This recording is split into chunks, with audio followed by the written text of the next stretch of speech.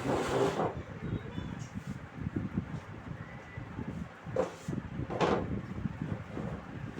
देख, आज जो है ये जो समरी मैंने लिखी हुई है ये बताया हुआ है, तो अब आप ध्यान से देख लो इसको, ठीक है।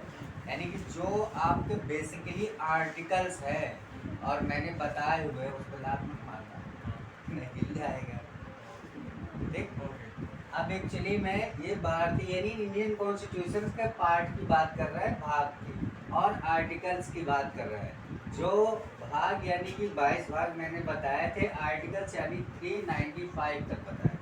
तो कौन से पार्ट में क्या चीज़ है और किस आर्टिकल में कहाँ से कहाँ तक है, ये सारी चीज़ें मैंने लिख दी हैं और नोट भी कर लिया आपने। एक बार समझ लीजिए इसको, बिल्कुल ठीक। तो अब देखिए भाई, अगर आप कंपटीशन की भी तैयारी करते हैं तो ये बहुत इम्पोर्टेंट है, और एग्ज़ाम के थ्रू वो भी इम्पोर्टेंट है। इससे क्या होगा कि ये सारी नॉलेज आपको मिल जाएगी, तो आपको लिखने में कोई प्रॉब्लम नहीं जाएगी, कहाँ पे कौन सा हमारा आर्टिकल्स है और कौन से पार्ट में कौन सी चीज़ है, लर्न हो जाएगी, ठीक। अब बात करते हैं हमारे भारतीय संविधान के भाग पार्ट की, ठीक। पहला भाग है एक भाग, यानी कि पहले भाग में क्या चीज़ दी हुई है, संघ एवं उसका राज्य क्षेत्र, ठीक है, areas of union and state. संघ एवं उसका राज्य क्षेत्र यानी कि स्टेट और यूनियन का दोनों का एरिया गिवन है उसमें, और आर्टिकल्स कहाँ से कहाँ तक है, 1 से लगा के 4 तक। दूसरे भाग में है नागरिकता यानी सिटीजनशिप। सिटीजनशिप आर्टिकल नंबर 5 से 11 में है। तीसरा भाग है मौलिक अधिकार, फंडामेंटल राइट्स। मौलिक अधिकार किस भाग में है, भाग 3 में। बहुत आता है कंपटीशन में, तो हमेशा आता है क्वेश्चन, इसका पूछा ही जाता है। तो भाग 3 में है मौलिक अधिकार। आर्टिकल कौन से हैं, 12 से 35। फिर इसके बाद करते हैं 4 नंबर में नीति निर्देशक तत्व है। नीति निर्देशक तत्व को क्या कहते हैं, क्या बोलते हैं, डायरेक्टिव प्रिंसिपल्स, यानी कि ये आर्टिकल 36 से 51 तक में है। फिर हम लोग बात करते हैं इसी का सब हेड हो जाएगा, यानी कि 4 का समझ रहे हैं, सब हेड हो जाएगा, यानी कि 4 का यानी कि मूल कर्तव्य, यानी कि फंडामेंटल ड्यूटीज की बात करेंगे तो 51 के काम में आ जाएंगी। आता है 5 नंबर, भाग नंबर 5 यानी संघ। भाग नंबर 5 यानी संघ, यानी यूनियन की बात करेंगे। फिर ये 52 से 151 तक में आएगा।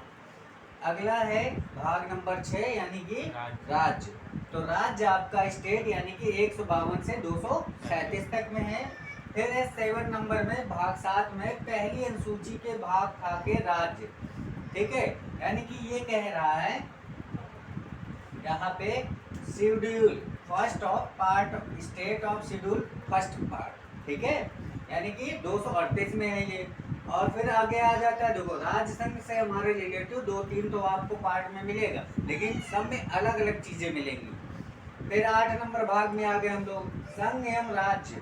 इसमें क्षेत्र नहीं, एरिया नहीं लिखा, ओनली क्या लिखा है, state and union, union and state लिखा हुआ। किस पार्ट, आर्टिकल नंबर 239 से 242 तक में है।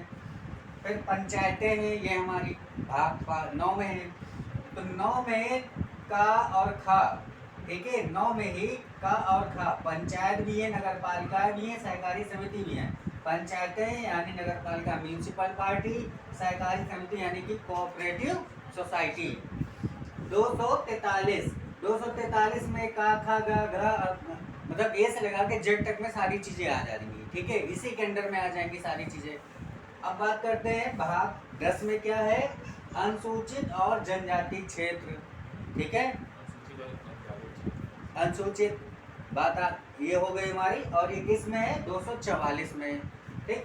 अब आते हैं हम लोग 11 नंबर भाग में, संघ और राज्यों के बीच संबंध।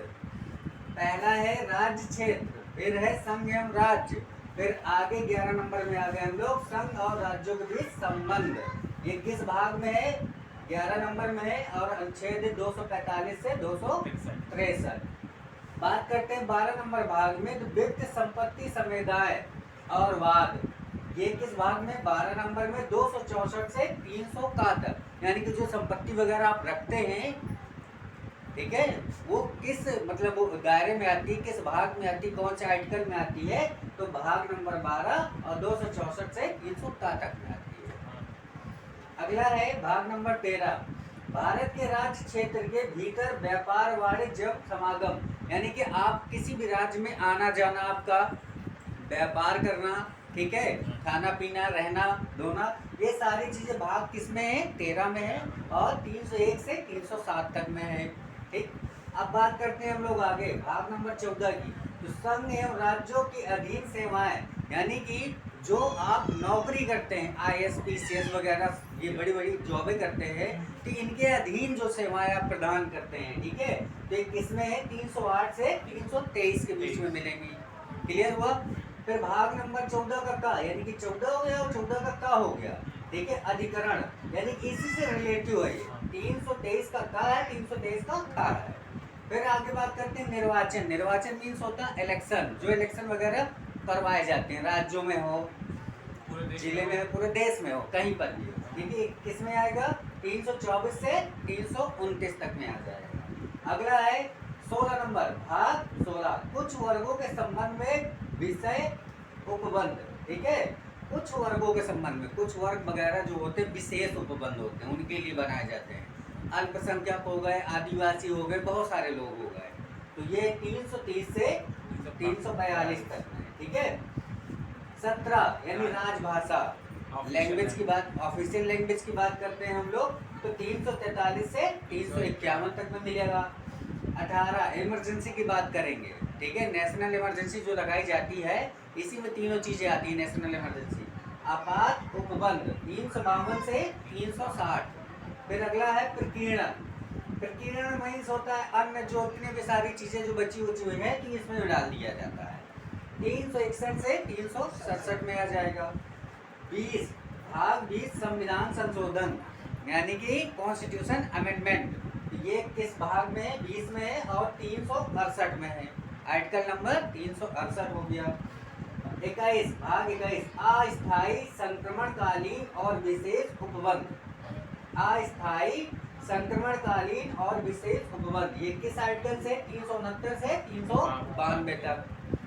अगला है 22 भाग, ठीक है, संक्षिप्त नाम प्रारंभ हिंदी में प्राधिकृत पाठ और निरासन, यानी कि जितनी सारी चीजें बची कुची है, जो आप पाठ वाठ करते हो, जो आपके बहुत सारी चीजें लिखी होती है, संक्षिप्त में लिखी होती हैं, उन सब चीजों का समावेशन भाग 22 में मिलेगा, 393 से 395। समझ में आ गई बात।